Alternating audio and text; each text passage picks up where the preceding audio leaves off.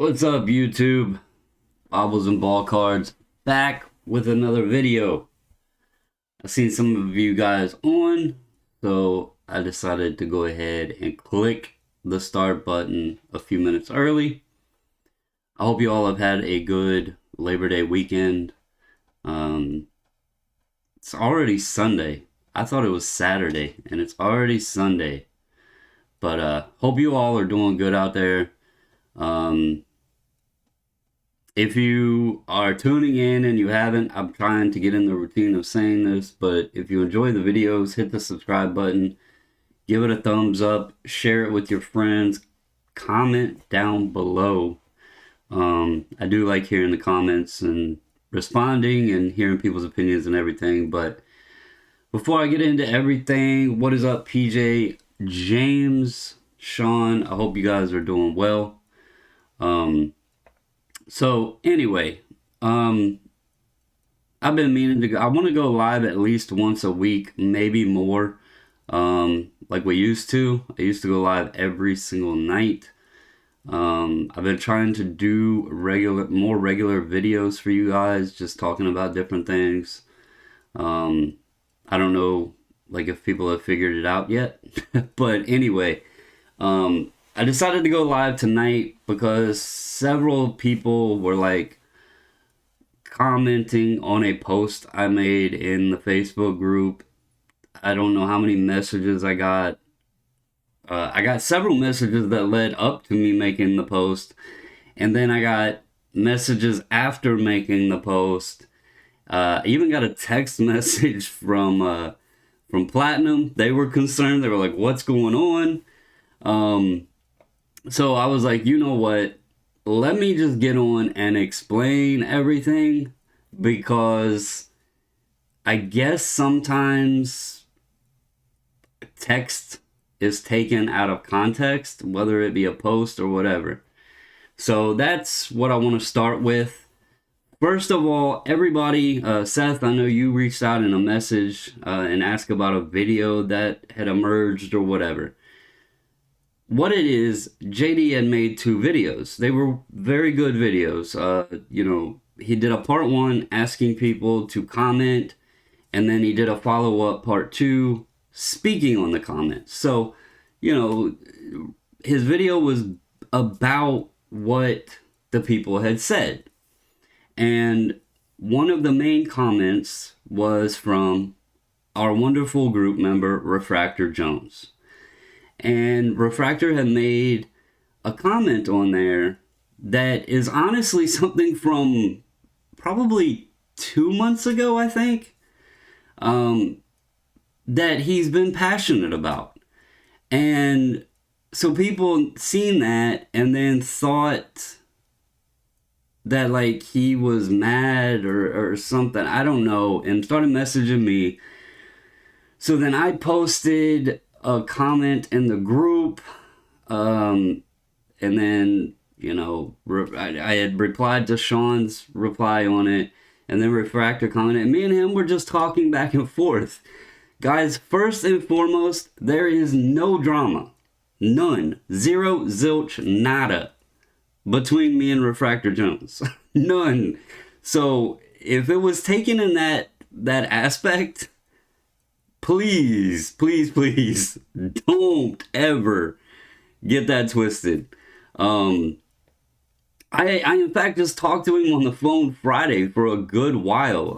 I chat with him often.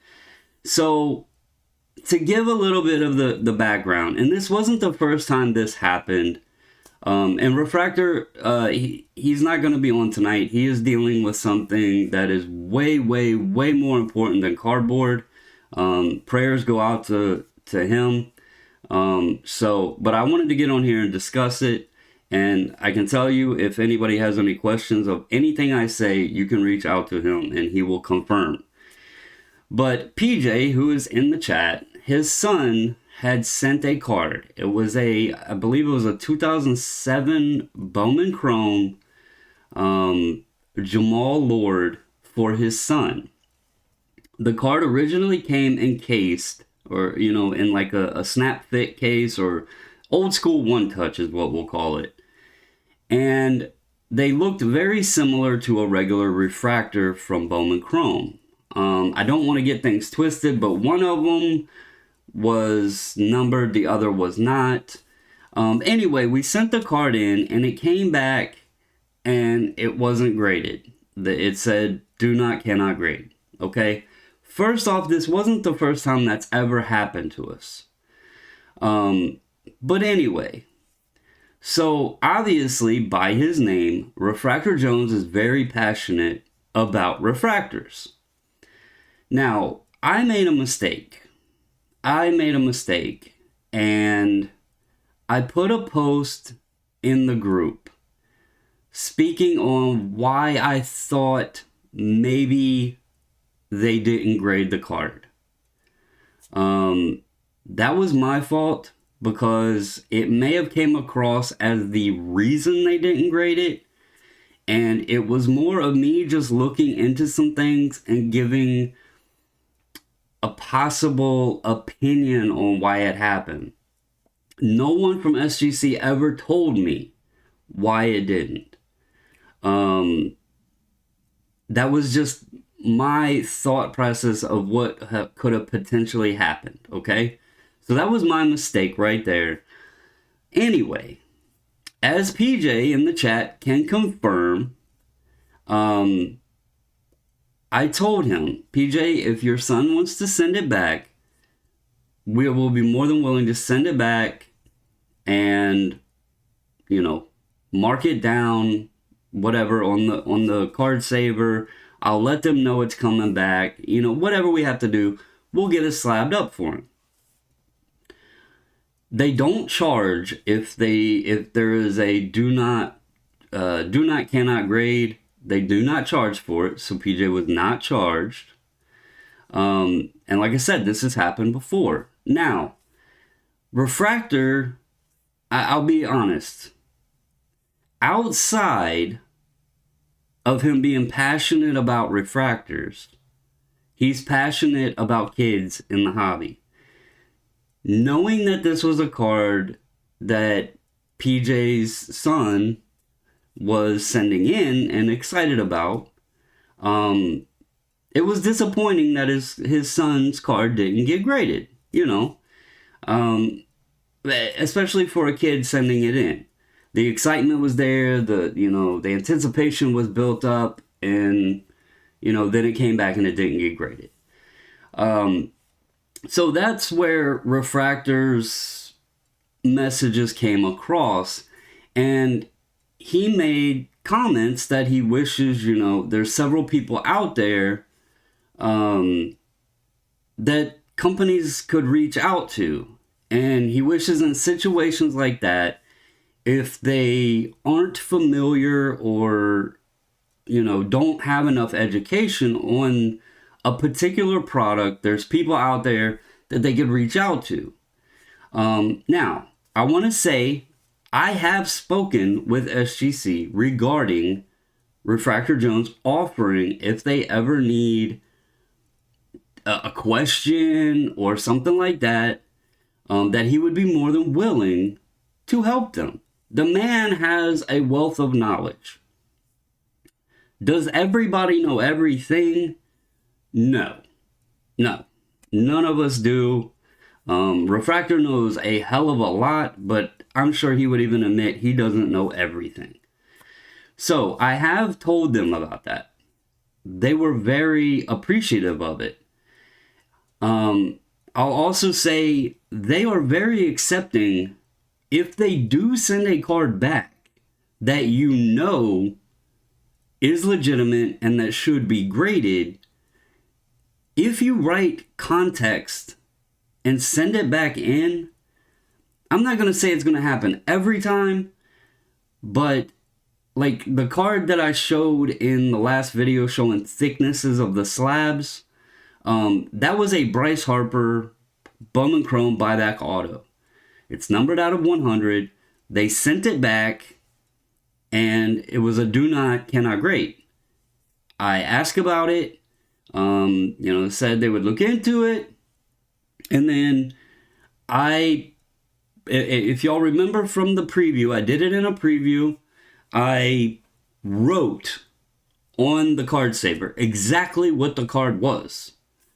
The reason that card, again, this is my opinion. The reason I believe that card got sent back the first time is it doesn't designate on there, like, specifically certified autograph or whatever. And it looks just like a base card that had been signed. But you can tell the difference on the back with the serial number, because obviously base cards are not serial numbered. They also had it in the pop report where they had done them before. So whoever obtained that one just didn't put two and two together or missed the serial number on the back. I don't know. But long story short, we sent it back in. It got graded, as you guys seen. So my thoughts, and me and Refractor, we've talked back and forth on it. And contrary to people's belief who may say that I don't like differences of opinions, me and Refractor have a lot of things that we have different opinions on. Many of you in the group have discussed with me things that we have different opinions on. It's been historically thought that I am this asshole that doesn't like others' opinions, but that isn't true. Me and Refractor talk about things all of the time and don't see like 100% eye to eye. Those back pages, I talk to him every now and then on Twitter. I don't see everything eye to eye on him, but I respect that dude because I love his passion for collecting. I love Refractor's passion for collecting. I like the knowledge that they have. So don't ever think that you can't voice an opinion. I may not agree with it. We don't have to agree with each other. It's cardboard. There's thousands of different sets out there, thousands of different parallels. We don't have to like them all. We can have different ways, different opinions. Even though people don't believe that about me. Anyway, that is what that all was. It was based off of comments from JD's video, JD Sports Cards. Go check his channel out. Go check out Card Hedger if y'all are looking for a data tool. He's got his channel over there doing his thing. He had done a couple videos. I was going to comment on some more comments on those videos, and I actually messaged him and I said, look, I wrote out a long comment about one of the comments on your video, and this wasn't Refractor's, this was somebody else's. I was like, but man, I'm not going to get into this banter back and forth on your channel. I did watch your videos, but I'm just going to leave the comments alone and not worry about what some of those people said. So that's what I did. And the comment I made in her group, it literally wasn't to start this little uproar of people thinking that, things were crumbling. It was really just trying to explain. So anyway, long story short, there's no banter, no hatred or anything between me and Refractor Jones at all. And it was just a discussion. That's all it was. We weren't even I don't even know. It was like an actual friendly discussion. So I don't know where people got confused with, but that's where text related to context can be mistaken sometimes. Anyway, so let me check up with the chat a little bit. I've seen some HGA banter in here. I don't know much about HGA, but I am going to tell you, I have zero interest of using them. If you guys use them, again, if you like them, that's your thing, man. I just don't, I don't care for them. So let's see. Hello. HGA is a niche. The custom levels are cool for PC. Let's see. Yeah, so there's lots of comments in here. But anyway, so I wanted to, I have a few cards here on the screen I wanted to talk about real quick. I have actually been working on moving a lot of stuff that I had been keeping back in my collection, that I have decided I just want to go a different route on. There's some things that I've had on my mind lately with the hobby, and I just think I'm going to downsize my ultra modern collection a bit. Um, so as you see on the screen, I have some heritage rookies of some popular players: Acuna, Vlad, Tatis, Trout, and Soto. Um, I did a video, I don't know, a week ago, about the 2021 Tops rookies and print runs. Um, I just want to share with you guys one reason why. First off, the heritage cards are awesome. I have begun to really, as y'all know, really, really, really love vintage. And having that vintage look with the new players, um, I just like that look. So I think I'm going to keep these and move like some of my other stuff I have, just so I can keep a rookie of some of the players. Obviously Soto, I'm going to keep all of his stuff. But like, you know, Tatis, Acuna, stuff like that, I'm probably going to move out of a lot of those I have and just keep these back from my collection. So anyway, I wanted to share this with you as another reason why, outside of them just looking cool. I did some numbers, and I know, you know, I'm going to give JD another plug here. In the group he started on Facebook, he had asked a question of, do pop reports matter?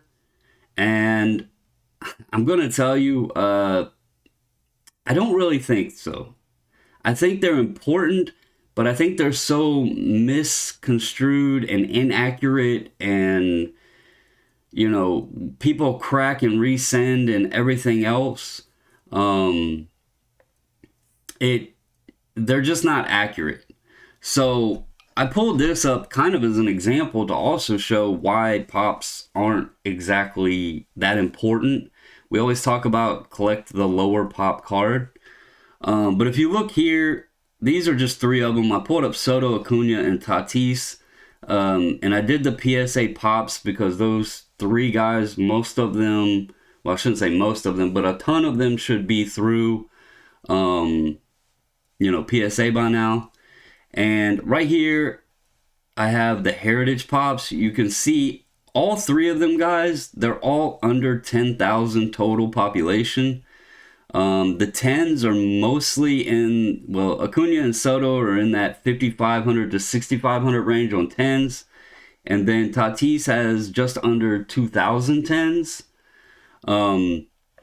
But if you go and look at the Topps base, which I know flagship is what everybody goes for, but for a collection purpose, I'm not worrying about necessarily the value of these cards. When people are spending, you know, 150 to 200 bucks on a Topps base card, I can move out of that, keep a heritage card, and be perfectly happy, and then use that 150, 200 bucks to throw into a vintage card or something else I want. But you see here on the PSA 10 pricing, and I did this a few days ago, so if it's changed, which I doubt it has, but if it's changed, forgive me. But at the time I did this, Soto's update base was going for about 140, and his heritage was going for around 90. Acuna's was around 120, heritage was around 90, and then Tatis's Topps base was doing approximately 170, and his heritage was doing around 125. So that's a perfect example of why pop doesn't always matter. You have cards there that are like the Tatis is at 25,367 total population with almost 15,000 10s. And, 15,000 tens is more than all three of the guys I have on screen combined in a 10. So, this was a perfect example, and I only showed those three guys, but you can look at it across the board. Heritage is obviously lesser printed. So that was a good example for his question of why, does pop reports matter? I think in some scenarios the case is yes, in some scenarios the case would be no. And this was a case where the pop doesn't matter. I personally, I don't really care. I have all of those guys. I don't have tops, the Trout tops, but every single one of them, I have their tops rookie, their chrome rookies. But I think I'm going to move out of those and just keep the heritage. And then maybe a couple other cards that I like of theirs. But I'm not too worried about pop. I'm just trying to downsize my ultra modern, and just, I've really fallen in love with vintage, and there's a lot of things that I've been thinking about lately that I kind of want to transition to sooner rather than later. So something else I want to show, and I'm not going to talk about this a whole lot. I want to share this with you guys. If you haven't already seen it, which a lot of you may already have, I want to share this, and I want you guys to take the time. They are long videos, but I want you to take the time to watch them. And I want you to take the time to watch them in a different context, and I'll explain why I share things with you guys sometimes from other markets outside of sports cards. And this is a good reason why. I will go into explain a little bit more.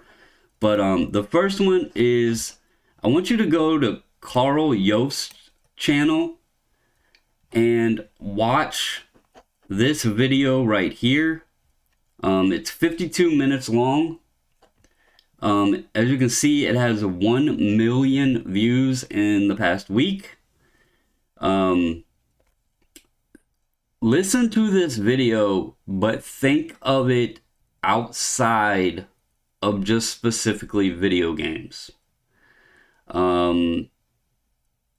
This is a very well done video with some really deep information in it, and I think if you think of it in terms of just a collectible hobby, collectible market, and not just put blinders on, well, that's only happening in video games, I think this can open a lot of eyes.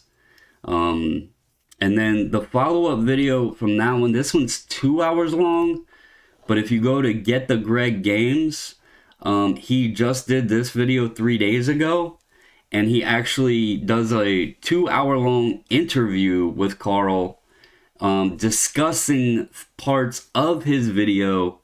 And Carl actually answers, very transparently, very publicly about everything from the video he did. And, he doesn't hide anything back. He explains it all. Talks about where he got some of the information, talks about some of his thoughts. I'm going to tell you, I came across this, I don't know if I first seen it when Sean shared it with me, or if I had already watched it. I came across it somehow. But anyway, I highly recommend these videos, but don't think of it just in terms of video games. Think of it outside of just that world. He talks video games because that's his world. So the reason I say that, I've talked to you guys about comic books. I've talked to you guys about Pokemon. I've talked to you guys about video games. And obviously a big thing is sports cards, because that's, the grading and everything else.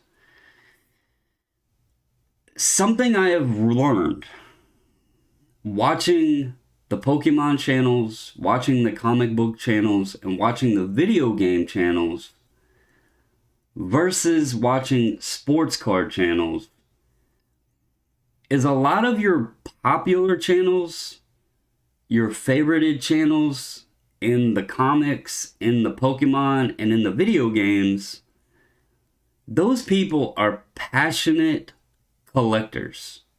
Very, very, very passionate collectors.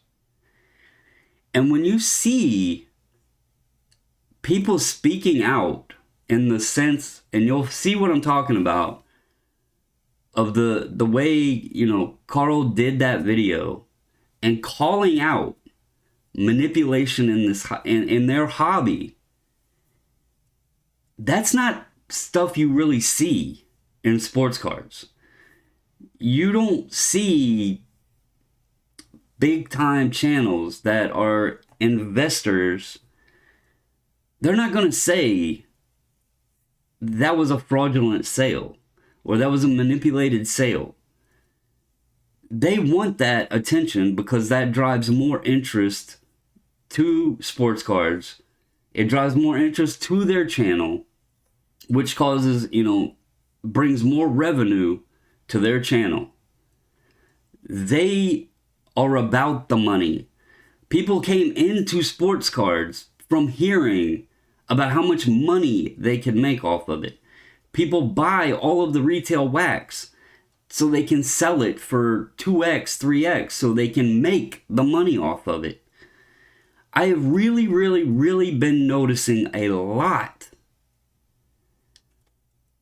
that the channels on YouTube that get the most interest, the most views, the most popularity, the most praise are the investor channels, the flipper channels, the ones that are trying to teach people how they're going to make money.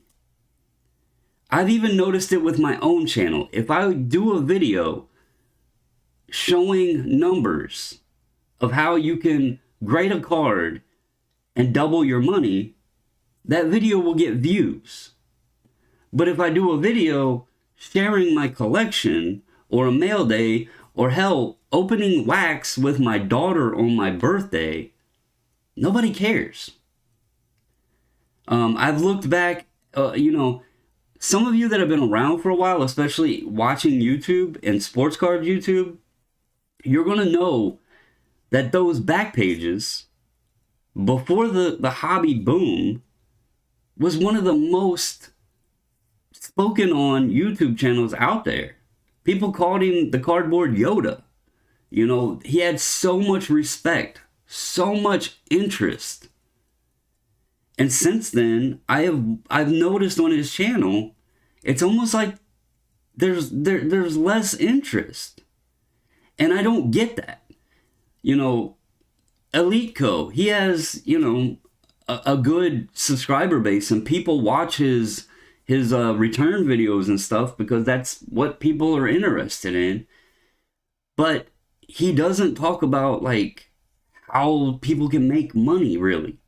So he's not one that you see flashed around on the national videos and stuff like that YouTube's recommending. I get so many channels that I'm not even subscribed to recommended to me on YouTube that are these popular guys that are just trying to tell people how to make money. There's like literally minimal collector channels out there that get hardly any respect. And that's really sad because what people don't realize, when there's manipulation and when these prices have been driven up, those people that came into it or already had the money or manipulated the values, they can walk away unscathed. But the people that it hurts is those guys at the bottom that have been collecting, because that's their passion. That's something they enjoy. But now all of the waxes drove up. You know, you've seen those back pages got so fed up with not being able to find retail that he sold his wall of wax. That that didn't just happen because he was sick of owning it. It was like that portion of his collecting got so frustrating that I feel he probably said, why in the hell am I keeping this now? I can't add to it, you know? That's what happens. That's what happens. We see these $2 million, $3 million, $6 million sales. We don't know who bought them. And then that drives everything else up. They want you to see that. They don't care if you're selling a $500 card. Who cares? You know? Big whoop. That happens 3,000 times a day, probably. They want you to see those millions. Because then that's going to get the attention of more people coming in. So, just watch those two videos. Think of it outside of a context of video games. Replace it with sports cards. Replace it with comic books. Replace it with Pokemon. You can replace it with, I don't know, vintage cars or action figures. You can replace it with pretty much anything. And you'll see what I'm talking about. It's very well done. Anyway, I didn't mean to get on rambling on that, but trying to look at the comments. JB, you say SGC needs to get the registry one. I am going to talk about that a minute. Let me ask you guys, how many people remember when someone had a PSA card and they listed it on eBay, in their title, they would put registry card, meaning that it was an important part or an important card to obtain to gain interest towards a PSA registry, right? How many times do you see that now? I don't ever see it anymore. People keep using the PSA registry as the excuse of the PSA values being higher. How many people are entering Zion Prisms into their PSA registry? How many? Who the hell cares about putting a Zion Prism in their PSA registry? How many people is entering their Lucas into a PSA registry? How many people is entering Tatis in their PSA registry? Or Acuna or Soto? Like, the main focal point that I notice of people that use the registry is like mid-90s and back. And everybody always says, well, SGC is so reputable, so respected in vintage. Well, guess what? Majority of your Hall of Fame rookie cards are vintage. So what the hell does the registry matter? I mean, really. No, the cards, the ultra modern cards, they're being slab sold, slab sold, slab sold, slab sold. Who's keeping them even? I don't even know if these guys get them in the mail and keep them long enough to enter the serial number into a registry. I mean, hell, the SGC knows that people grade cards and sell them so quickly that they came out with seller-ready images. That way, you don't even have to have the shit back in the mail yet, and you can plop that stuff right up on eBay. So when people continue saying that the registry is the reason, I call bullshit. A lot of these people that are new in this hobby, that are pumping PSA, they don't even know what the hell the registry is. They have no clue what the registry is. So why is that what's causing ultra-modern values to be so swayed? That's the question I would love to be answered. If it is in fact the registry, who the hell is using the registry for ultra-modern cards? Who? I mean, there's no short abundance of most of these ultra-modern cards graded. So it's not like it's hard to obtain. So when I hear the registry thing, I call bullshit on that. I do. If you want my honest feeling about why PSA sells for more than SGC,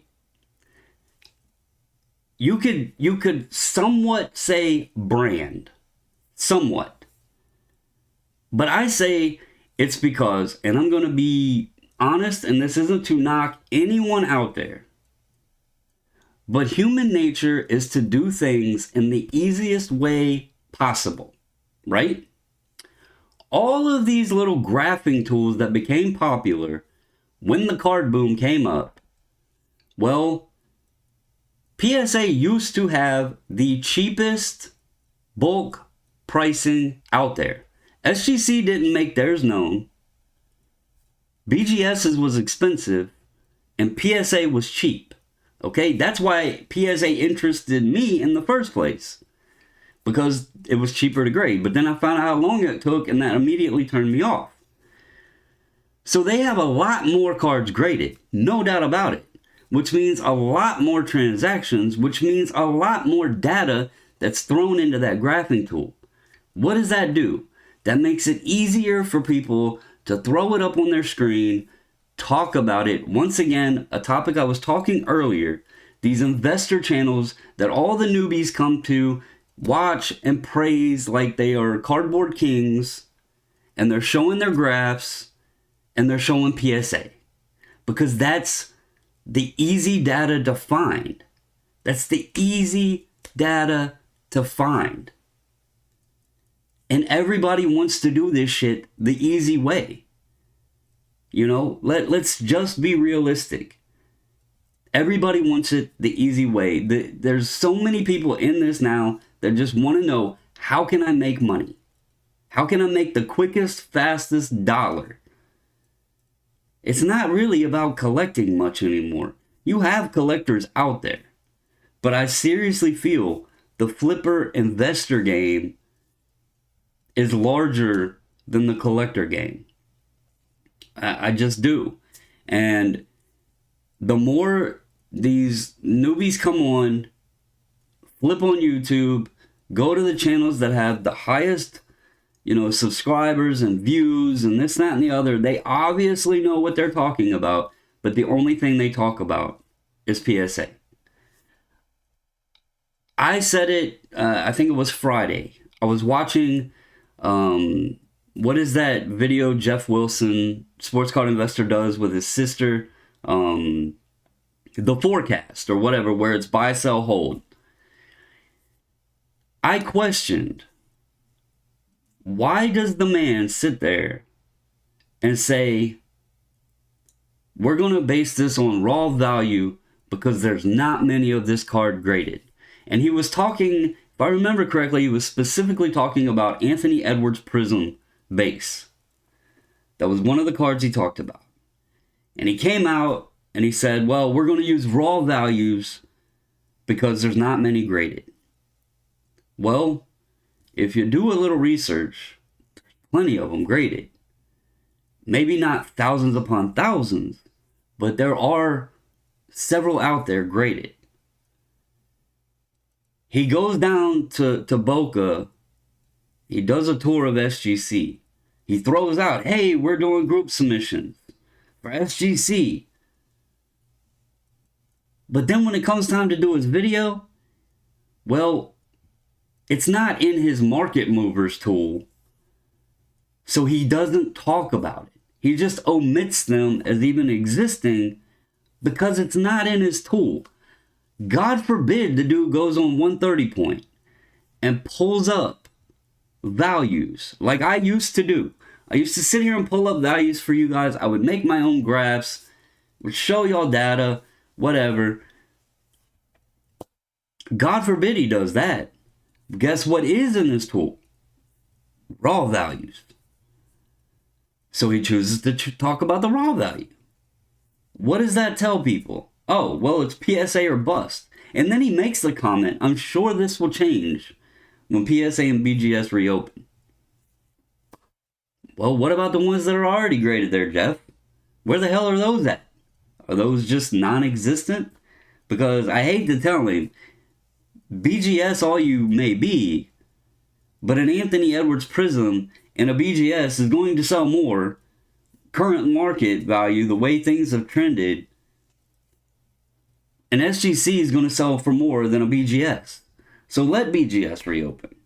What the hell good is that going to do? To be honest with you, I don't think BGS has much left in them. I don't think they do. They have if they could ever come from under the rock they're in, they had a good system for, what is it, their express turnaround. Jay Michelin used them a couple times on some cards he wanted to get down and get back. They have a good system there if they, ever revive themselves. But outside of that, I just don't see many people using them. How many times do you ever hear of a BGS return video, or they show BGS comps in any of these investor videos out there? How long do you see, or how often do you see that?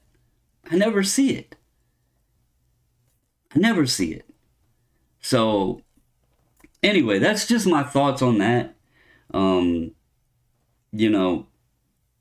There were some comments that were made that I really found hilarious, but again, I've kind of like just tried to sway away from that stuff, because I found talking in private about my thoughts is more useful than doing a video, because then people just look at it as being biased or whatever the hell you want to call it. And that isn't what I want this to look at. I want to use this channel to help people, to educate people, to share things with you guys, to share my collection, to talk about collecting, get y'all on, share your collections. That's what the group is about. All that sort of thing. Sure, it's all great when we sell a card to make some money to buy something else. At the end of the day, it doesn't pay the bills. I don't use this shit to pay the bills. So, anyway.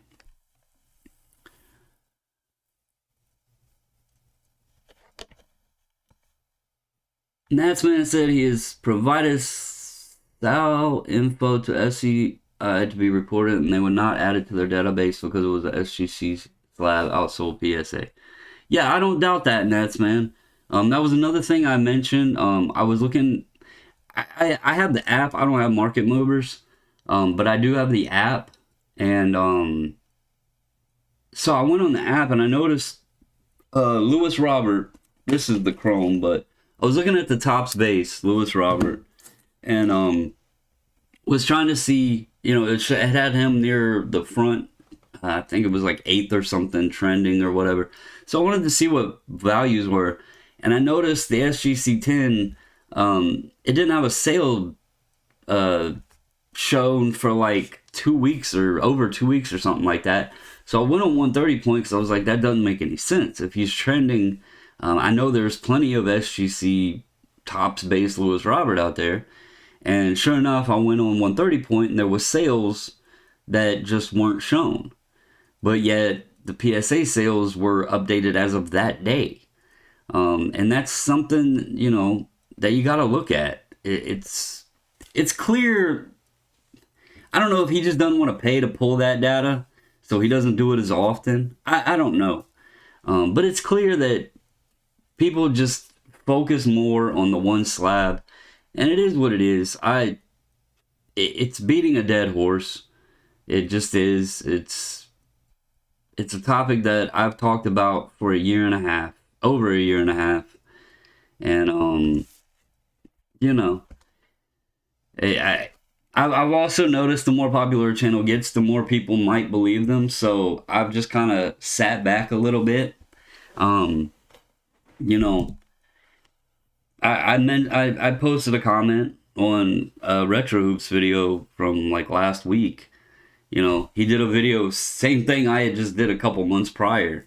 And everybody was on there commenting and everything, all positive. And I was like, wow, it's kind of funny. I've only been preaching this and done several videos exactly like this over the course of the last year and a half. But my information was essentially irrelevant. Although I share a lot of information regarding SGC. You know, I talk to them quite often. Shit, it's been so far as to being that I was accused of working for them. But yet when I say something, people don't want to listen. So I don't know. It is what it is. It's just kind of fun to like see some of the way things trend and what people talk about. So no, you're not invisible, the collector. The missus, my wife, she is the one that chats while I am talking. She tries to get to people as they come on and chat. So if you've never been in the chat before, she may not have wrenched you up, but you're not invisible. I can clearly see you. We don't do the whole, like, I don't know that anybody's banned. I can't think of anybody. But anyway, Rick Moore said it's all about timing, bro. PSA being closed for so long has pissed a lot of people off. That is definitely true, sir. And you know, I spoke to Refractor actually about this. My channel had a lot of growth back when I was doing lives every single night. And you guys like Sean, Nats Man, Rick, who else is in here? I seen Amare, Jay Michelin, all you guys remember, I was live like every single night. I would get on here and talk to you guys. I loved it, had a lot of fun, and my channel grew. I've noticed lately that that's a popular trend now. Live video chats, collaborations and everything, that's became a popular thing. Back when I was doing it, I'm going to be honest, not many folks did it. I know Natsman would go live sometimes, but not many people actually went live. And I'm going to be honest with you, I went live because I did not like the Adobe program, Adobe Premiere Pro. I did not like the program to edit videos. So it was easier for me to just go live and record the video and throw it up. It was also fun to not just, again, this goes back to typing in text and how people accept it or understand it. It was easier for me to talk to people as comments were coming in so they could understand more instead of misinterpret maybe something I typed in a comment. So I just found it was easier. I found it was more personable. And my channel was growing, and it's nobody's fault, but it's not even my own fault.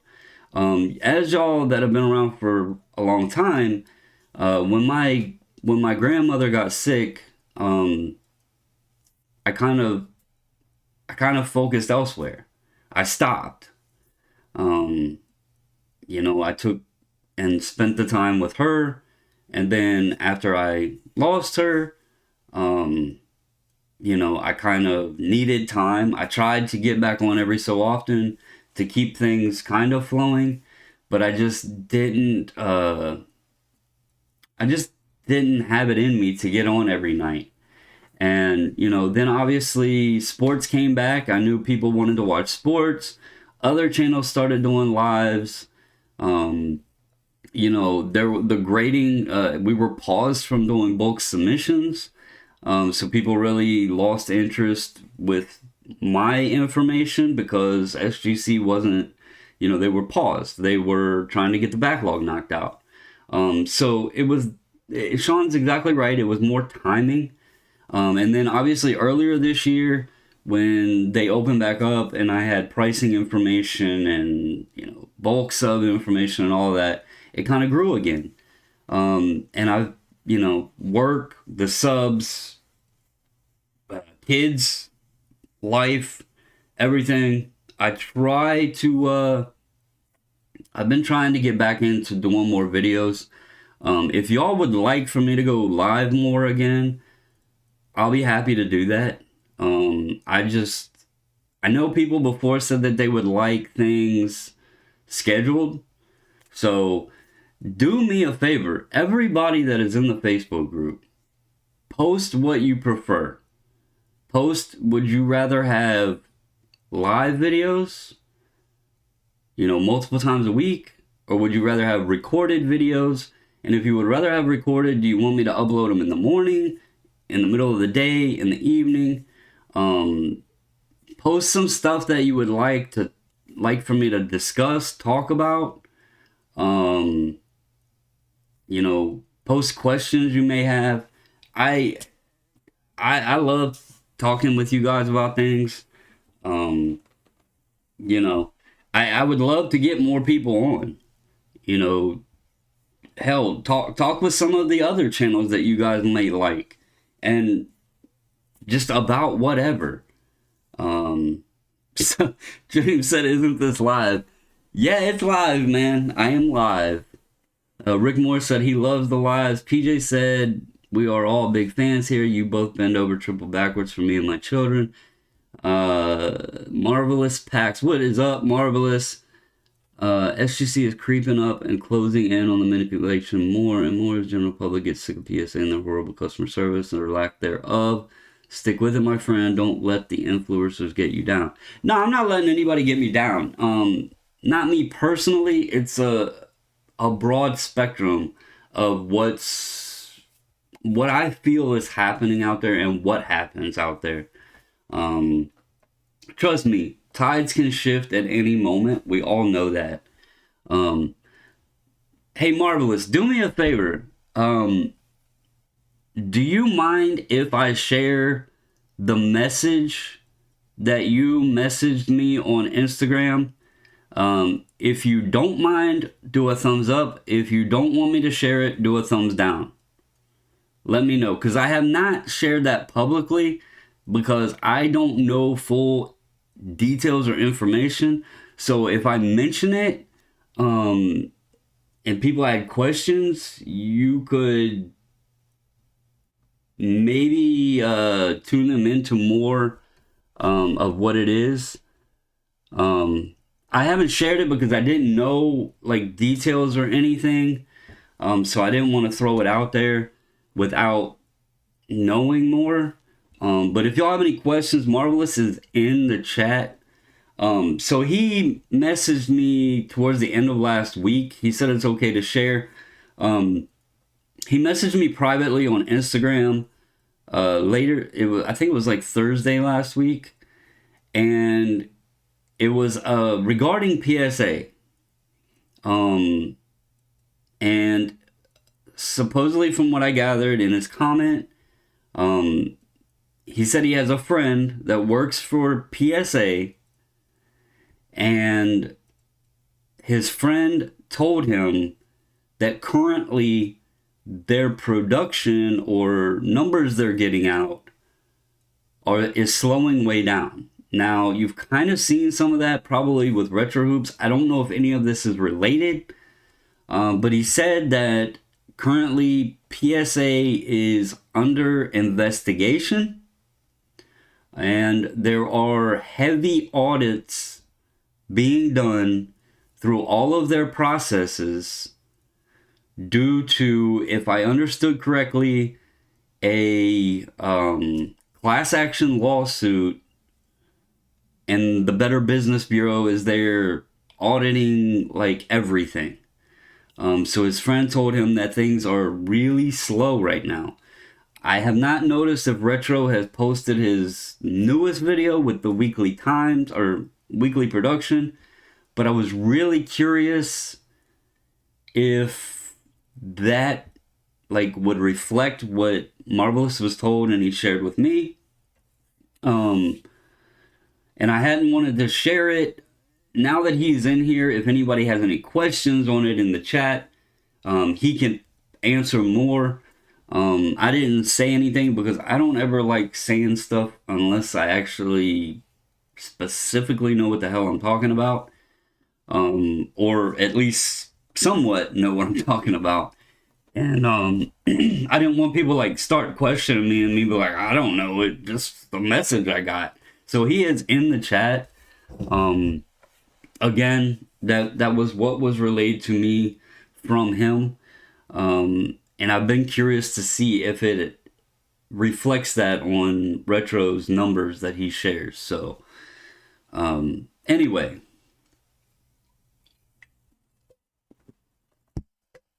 I think he did, and progress at PSA actually went up a good bit. So that's interesting.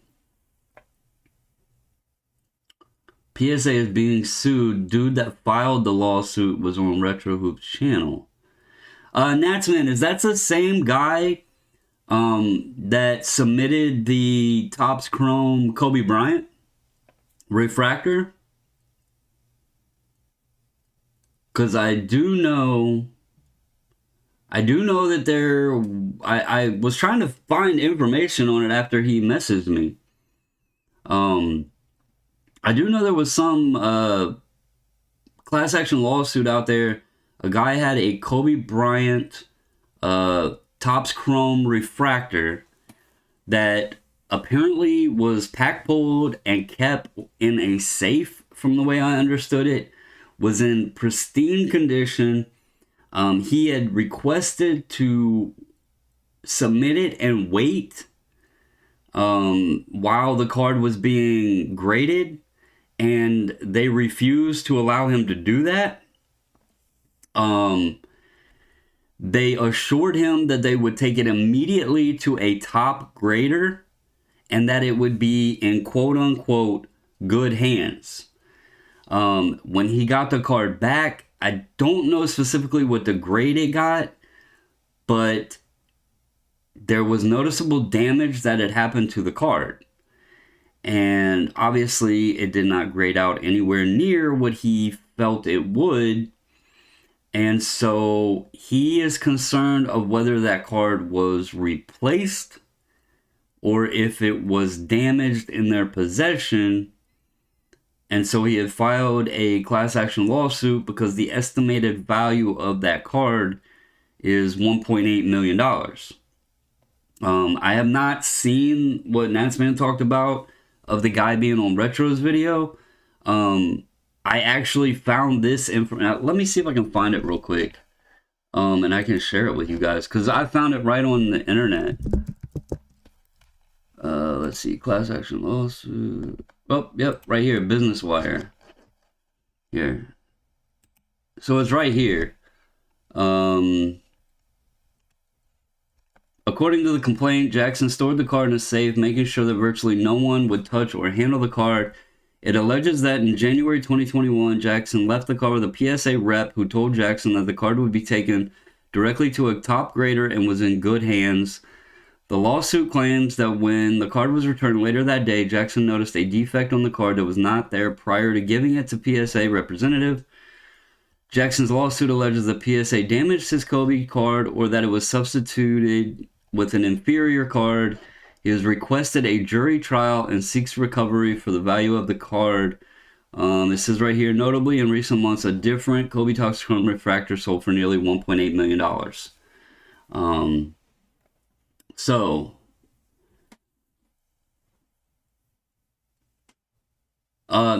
I'll go ahead while I got this up. I'll show you guys too.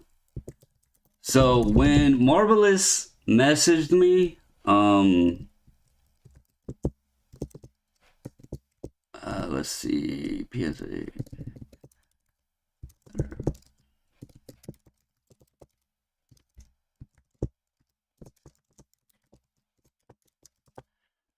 Let's see, right here. You can kind of see here, I looked this up too because I was trying to find more information. If you look right here, this one was 6.3. This is about the memberships. Here's one from August. 68 more complaints. There's June, July. They responded. Here's another one in June. Another one in June. Another one in June. Another one in June. Another one in June. As you can see, there's been a lot of Better Business Bureau complaints filed on PSA. I don't know if this has something to do with it. but there's been a lot. So, and it's all public record. You can just type in Better Business Bureau PSA. Marvelous said, really glad you were seeing the evidence. Dude, when you messaged me that, I was like, let me look some stuff up. What the hell's going on? Because I didn't want to like talk about it or anything. And I was like, what's going on here? So I'm always a man of interest in stuff like this. So I started digging into it. And that's when I found the class action lawsuit with the Kobe. And then I found this stuff. And I just never did a video on it. I'm not one that does like the breaking news stuff unless it's SGC news and it pertains to something that you guys need to know, because I know most people that watch my channel watch it because we do the group subs and stuff like that. So I can't believe how many people in the hobby seem to have unlimited money. Matt, I definitely can't either. And that's why I have to make decisions to sell some things, just because I like buying other things. This here is interesting too, because I wonder how often they update. It was really interesting to me that these go up to like June, but there was nothing after June. So I'm wondering how often the Better Business Bureau updates the complaints. Like how many were in July, how many were in August, because it's odd that it stops at June 30th, but there's no others here. And I'm sure there's probably more. They have a B plus Better Business Bureau rating. Let's see if it tells us anything. Yeah, they're B plus because they've had 69 complaints filed. And yeah, you can look up all kinds of stuff on here. It's actually pretty interesting. I'll even show you. You can do Better Business Bureau.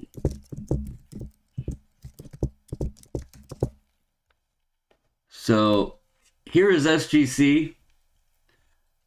They've had 5 complaints. This was the most recent one. Right here. It was funny.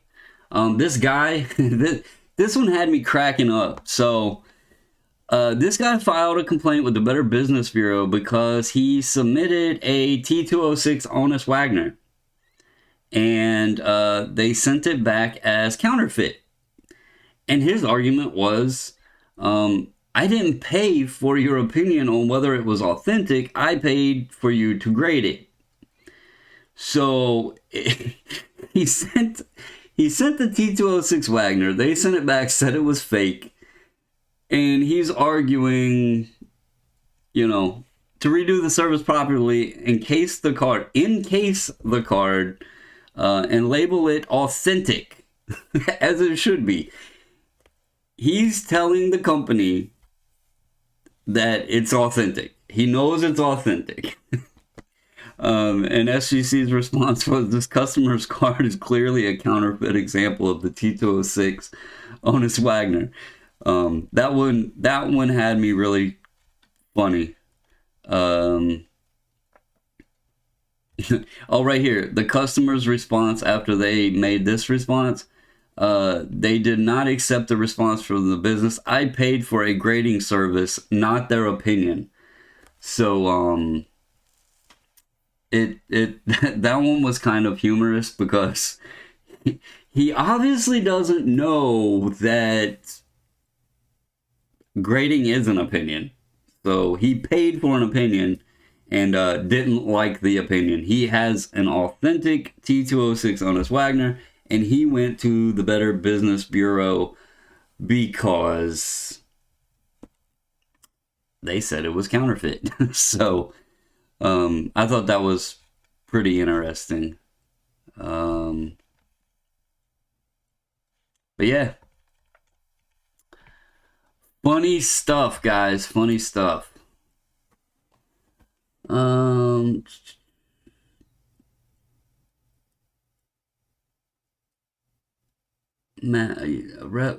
according to Retro, lots of people are having PSA return. I have heard that as well. In fact, there's been several people in our group that do it, just like the missus said. The employee that works for Platinum, his name is Austin. He was actually talking to me about possibly having his return. He said the only reason he's not probably going to do it is because he sent them in at a low price, and he's waited this long. So, he said might as well wait since he got it so cheap to begin with. Lots of my friends are getting 6 or 7s on cars that should be 9s. They're also being accused of fraud. They were at the convention in Florida, and nobody wanted to sub with them. My friend also saw at that Florida convention many more SGC slabs selling and at the show. Really, guys, I am curious to see what happens when they do finally open back up, because so many people think that, I think it's actually not being recognized of how many people are in fact pissed at PSA. And some of the PSA values right now are being still held strong because there's few of them available. And when you have the people that do, and I'm not knocking anybody, if they choose, for whatever reason that they enjoy collecting PSA, that's perfectly understandable. So in terms of that, I don't blame them. If that's what they want, that's what they enjoy, that's perfectly understandable. But the value is going to be increased because if you have multiple people that want them, and there's less out there in this newer stuff, then it's going to still hold. We've seen it with first to market. I talked about it in 2020 when Boba Fett's were going for, what were they, Nats, man? What was a Boba Fett PSA 10, guys? You all probably remember. It was like $145 because there was so few graded by them. And I kept telling everybody, don't spend this money on that because it's going to go down. And sure enough, I don't know what Boba Fett's tops is now, but it's probably not very much. Natsman said his prediction PSA will have limited submissions in the third quarter of 2022 at best. I know they're going to start regular service. That's about to start back up. Nat said that he would probably start that in September or no later than October. And then the other guy said something about opening the value submissions or economy for vintage. Here's my question. How does economy for vintage work? Because isn't the max declared value like 100, what was it, $99 or $150 or something like that for the economy subs? I guess common cards you could send in, but what vintage are you sending that's under $149 or under $99? That's the part that's confusing with me. I don't know many vintage, unless it's just beaters or commons. They're even going to be close to $99 to $149. So I don't know how that plays out with the vintage market, or if they open economy for vintage. I don't know how that would work, but I'm going to be honest, and I don't want to sound like an ass when I say this. To be perfectly clear and truthful, I don't really care too much about the PSA information. I look at it and look into it to share with you guys, or if people reach out and say, hey, did you see this or did you know that? And I'll share it with you guys. But to be perfectly honest, I'm not sending them anything, so I really don't care. I really don't care. Um, so they can be shut down until 2030 for far as I care. I feel bad for you guys that have cards with them. But I haven't had a card in their possession since November of 2019. They haven't had a card of mine. So I feel bad for you guys that want your stuff back, but just being perfectly honest, I don't care. I just try to share information with y'all. So, on the screen, I have my eBay up. I am working on listing stuff.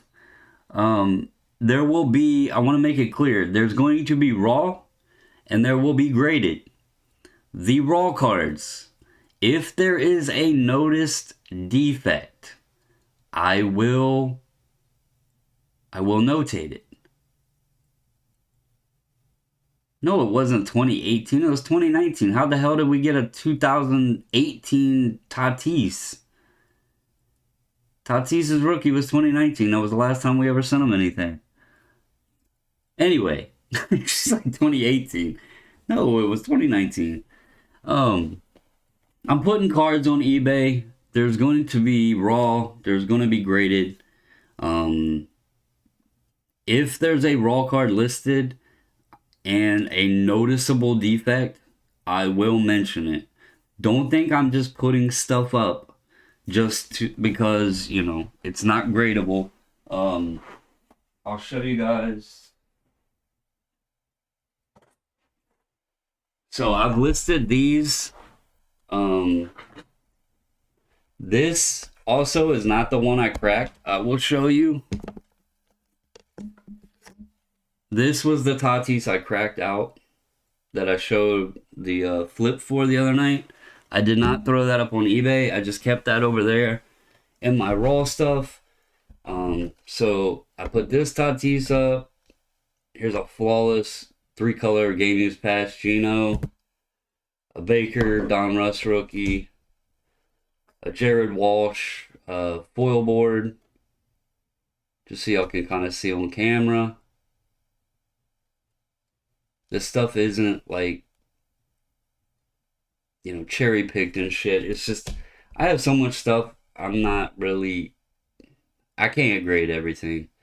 A Walker Buehler Redemption auto. Here's a couple LaMelo. We pulled these out of a blaster. One blaster I found. I put those up. A Lewis Robert Chrome variation. These scratches are on this case. I can send you pictures. Herbert Relic, Tatis Chrome update, Tatis Chrome, and then this one actually sold already. Optic Contenders Optic Justin Herbert. I will be listing more stuff, both raw and graded.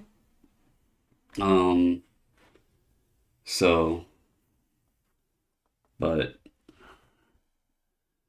just in case y'all want to throw it on your watch list and check out, stuff as I put it up there.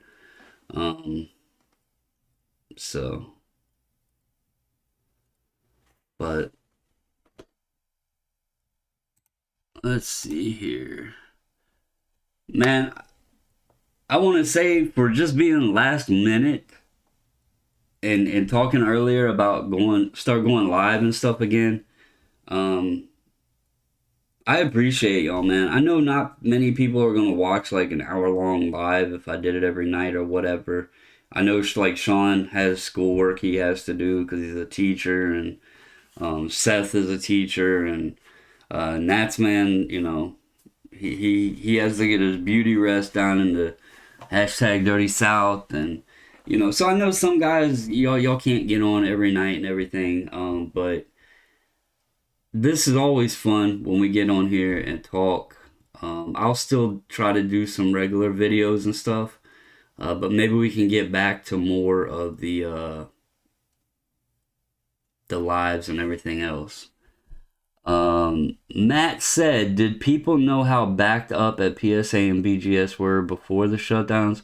I would like to think the breaker wouldn't have sent them knowing it might be a year till they come back. Yeah, people did know. People were well aware. Here's the funniest thing.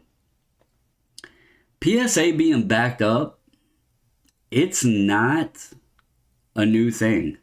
Like, you can go on like blowout forums and go look at posts from 2010 in blowout forums of people talking about PSA's backlog. This is nothing new. People have bitched about it for years.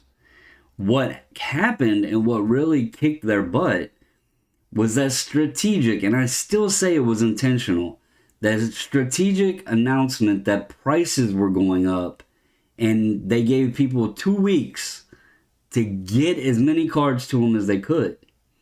And they didn't expect the amount of cards that came into them. So they couldn't handle it. They literally couldn't handle it. It finally put them in a spot that they said, okay, we got all this sitting here. We have all of this money sitting here for when we charge these people when we're done. Let's stop. Let's get it cleared up. And, let's roll on. And people knew it wasn't as bad, though. That's the difference, Matt. When they were backed up before, it was probably 6 to 8 month turnaround. Now it's more in the probably 10 to 12 plus month turnaround. So that's, you look at it at, well, that's only 2 to 4 months, but you look at 2 to 4 months, SGC got behind, what were they at, 45 to 60 days, and people freaked out because they were used to them kicking ass. And, it was like, oh, well, now it's going to take 2 months. It's like, well, still, 2 months isn't all that bad, So, it's just like right now, I will full warn everybody, they're not at the 8 to 10 days right now at SGC. They're still under 20, but they're not at 8 to 10. So let's not freak out. It seems like a hell of a lot longer, but it's not, it's not really all that long when you think about it. Oh, and while I'm speaking on that, so if you're not in the group and you submit with us or want to submit with us, we need the cards by September 16th.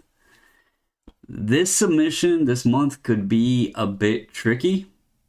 And I say that because if my estimated timing is correct, I have a sneaky feeling that the order that's down there now may possibly be coming back when the same week that the order we're preparing for in September to go out.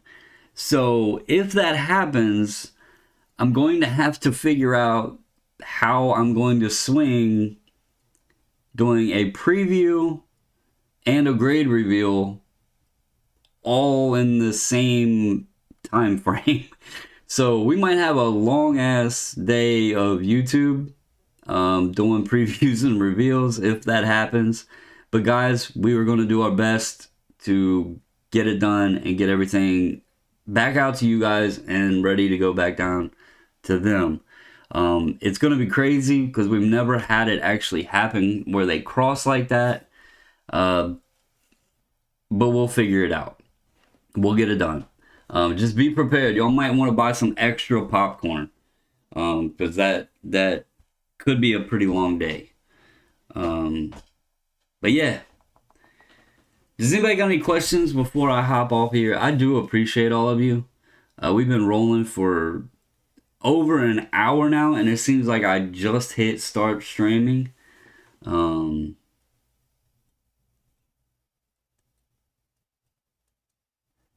Yeah, James, and there's people that have admitted they sent stuff that they shouldn't have. After they realized when they were getting their orders back and they had forgot what they sent, those videos are kind of fun, and the people are, um, they actually laugh about it. They'll open the box and be like, well, now that I got this back, I forgot what I sent, and I realized I was part of the problem. I shouldn't have sent this stuff. So, at least people have some humor on it. Um, Jay Mitch said lunch and dinner Taco Bell day. Brother, you might be right, man. If it ends up flowing like that, man, um, it's gonna be fun. It's gonna be fun.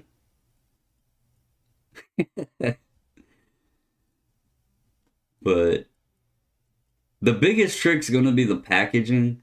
The preview and the reveal part won't be that hard. The packing and getting things out is going to be the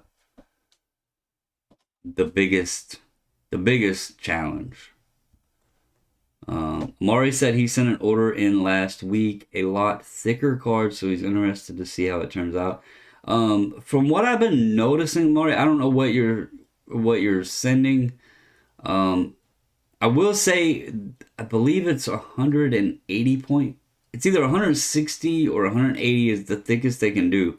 So like Top Sterling from 2021, they're not able to do those because they'll fit, but there's too much pressure on it, and they don't want to like smash the card in. Um, the grades seem pretty good. One thing I will say, I haven't seen many tens on thicker cards, but that's to be known. Um, James said he's not putting them in sleeves, not happening. Well, James, that would be in October. Um, Tops Luminaries, RPAW. You should be okay on Luminaries.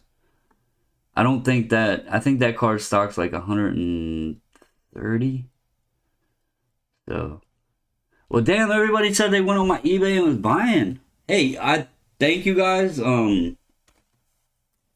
Obviously, Rick, the redemption is the redemption.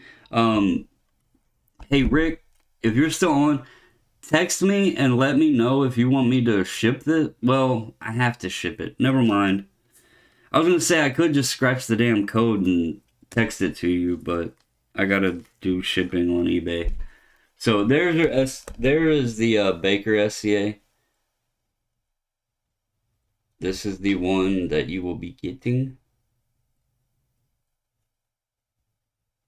And I have other stuff that I will be putting up if y'all are looking for anything.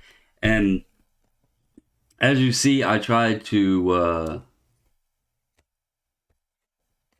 put my prices like either at or around below sometimes of recent sold stuff. So and if you ever have any questions, I posted in the group, and thank you guys that like commented about things you're interested in. A lot of stuff I don't have.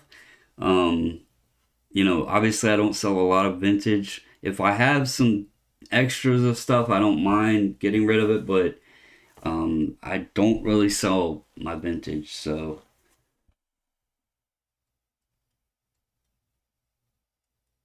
damn, there's Sadie. So while he's here, I'll also let everybody know. Sadie sent in 200. It was 227 cards because he sent this Shogo Akiyama that he told me not to send. I had his order direct shipped, overnighted to him because he had card shows this weekend. And I didn't expect it to take as long as it did, even though it was in plenty of, kick-ass turnaround time. I didn't think it was going to take as long as it did because we were getting used to that 8 to 10 time frame. And so I actually paid for overnight to go directly to him so he didn't have to come to me and then me send to him. And he was able to get his shipment Friday, late Friday. So he had it this weekend for his shows. So I won't be able to do a reveal on that. Sure, he'll probably share some of it in the group. But thank you, Sadie. I honestly have not looked at your grades, so I'm hoping that you were happy with them. I've been running around, and like when I do an order like that and I don't get to open them up and see them, I don't even really go through. It's kind of cumbersome to go through and click on all of the scans. So I haven't like checked the grades and everything. But he said the Jim Kelly SGC7 turned into a LeBron chalk toss refractor, an '08 Topps Chrome LeBron refractor. So that's pretty sweet, man.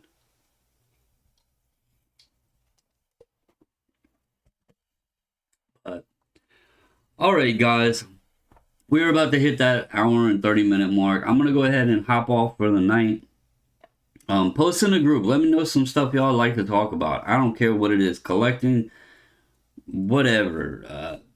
Something you've heard, something you just want to like talk about, a question you may have you want me to answer, whatever.